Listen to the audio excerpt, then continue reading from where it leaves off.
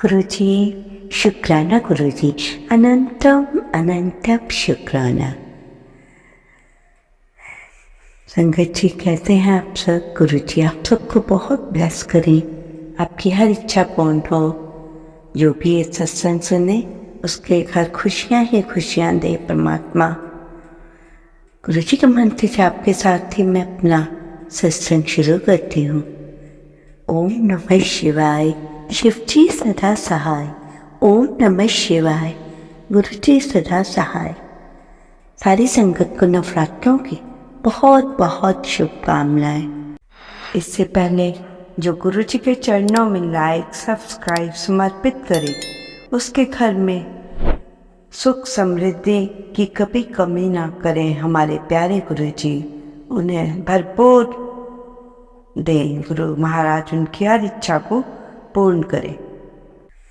संगत जी, गुरु जी क्या कहते हैं कि नवरात्रे हैं, अच्छे अच्छे काम करो, अच्छी ज़िंदगी में कोई अच्छा काम शुरू करो, और जो दुर्गा स्तुति है उसको भी पढ़ें, और दुर्गा स्तुति में जो दुर्गा कवच है उसको अवश्य पढ़ें उससे।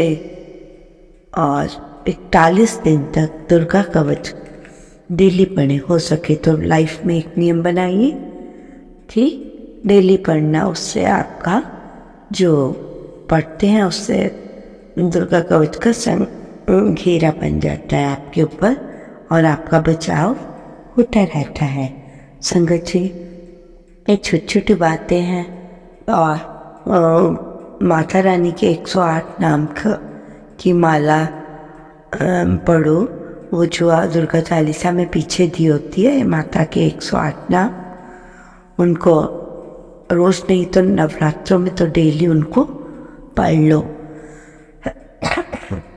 इससे आपको बहुत अच्छा होगा, क्योंकि गुरुजी कहते हैं नवरात्रों में मैं और माता रानी दोनों घरों से निकल चुके हैं और सबके घर घर में जाएंगे।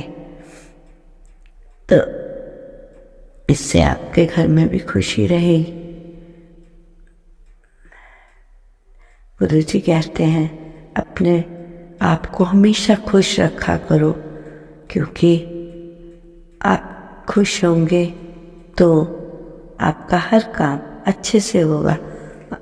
अगर दुख भी है तो भी खुशी में रहो। जब आप खुश होते तब तो आप बहुत खुशी में रहते हैं, दुख आए तो आप रोने बैठ जाते हैं। दोनों का बैलेंस करके देखिए ना संगत जी, दुख भी मिनटों में चला जाएगा।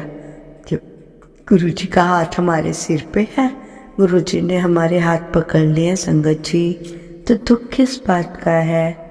इसलिए बार बार वो कहते हैं खुश रहो खुश रहो। और सबसे बड़ी बात जो गुरुजी की है, गुरुजी का कहना है कि अगर तुम अपने माता पिता को खुश नहीं कर सकते, यदि तुमने अपने माता पिता को अलग अलग भी कर दिया है, तो तुम मेरे बड़े मंदिर मत आओ। रीज़न ये है कि अगर माता पिता को तुम खुश नहीं रख सकते तो मैं तुम्हें कभी ब्लेस नहीं कर सकता, क्योंकि तुमने माँ बाप को ही अलग कर दिया या उनसे लड़ते रहते हो। इसलिए हमेशा अपने माँ बाप को खुश रखो, मंदिर आओ, खूब ब्लेसिंग्स मिलेंगी। मतलब इसमें गुरुजी समझा रहे हैं कि जब आप जाते हो अपने आप किसी भी मंदिर में और गुरुजी को कहते हैं गुरुजी प्लीज़ हमें ब्लेस कर दीजिए, आप अपने लिए ब्लेसिंग्स मांगते हो। परंतु जो पेरेंट्स होते हैं ना संगत जी, पेरेंट्स मंदिरों में जाके गुरुओं के पास जाके कहते हैं कि गुरु महाराज हमारे बच्चों को ब्लेस कर दीजिए, हम जैसे भी हैं ठीक है, बच्चों के ऊपर कोई कष्ट ना आए।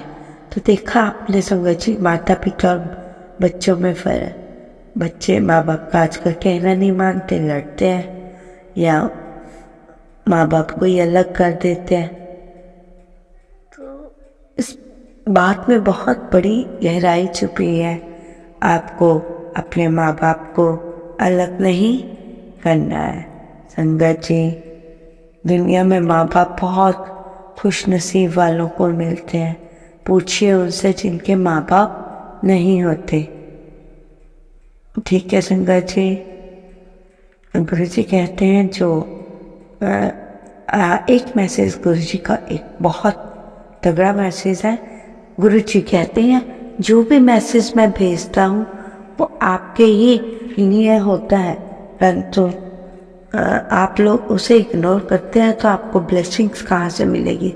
और समय समय पे मैं संदेश देता हूँ कि आप अपने घर की अलमारियाँ वगैरह साफ़ करते रहो, उसमें कोई बेकार चीज़ दिखती है उसे तुरंत निकाल दो।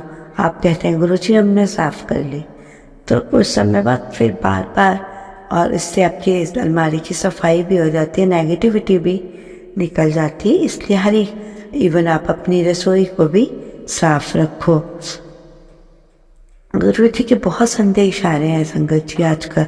गुरु जी कहते हैं जो लोग तुम्हें तंग करते हैं तुम उन्हें कुछ भी मत कहो, पर वो मेरे होते हुए कैसे, क्या गुरु जी अपने लिए कह रहे हो, वो मेरे होते हुए कैसे चैन की नींद सो सकता है। जो मेरी संगत को तंग करता है और वो कभी भी चैन की नींद नहीं सो सकता, मैं उससे अपने आप ही निपटूंगा।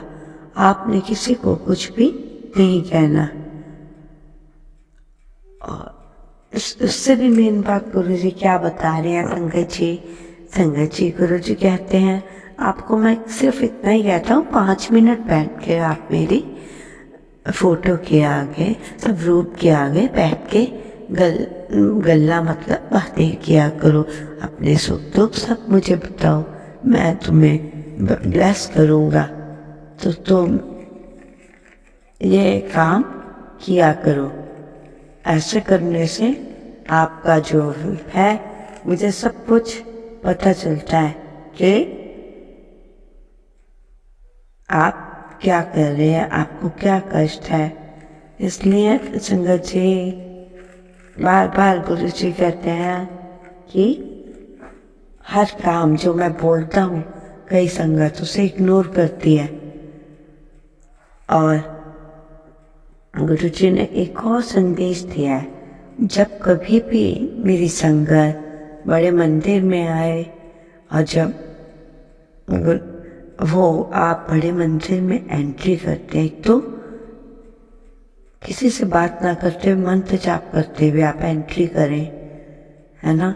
और जब बड़े मंदिर में हम एंट्री करते हैं, मेन हॉल आता है, तो वो वहाँ जाके तो हमारे रोंगटे खड़े हो जाते हैं। किसी संगत ने बताया था कि जो एक रघुवीर अंकल थे गुरु जी के शिष्य, तो उनकी देख रेख में बड़ा मंदिर बन रहा था। तो बड़ा मंदिर जब बन रहा था तो जब बड़े मंदिर का निर्माण पूरा हो गया तो गुरु जी की कॉल आती है कि रघुवीर अंकल क्या मंदिर का काम पूरा हो गया। तो रघुवीर अंकल कहते हैं हाँ जी गुरु जी, मंदिर का कार्य पूरा हो गया और जो थी मूर्ति वो हमने वाइट कलर की कर दी। और जब वो बता ही रहे होते हैं रघुवीर अंकल, ये बात ध्यान से सुनने की संगत जी, जब रघुवीर अंकल बता रहे होते हैं कि वाइट रंग की है तो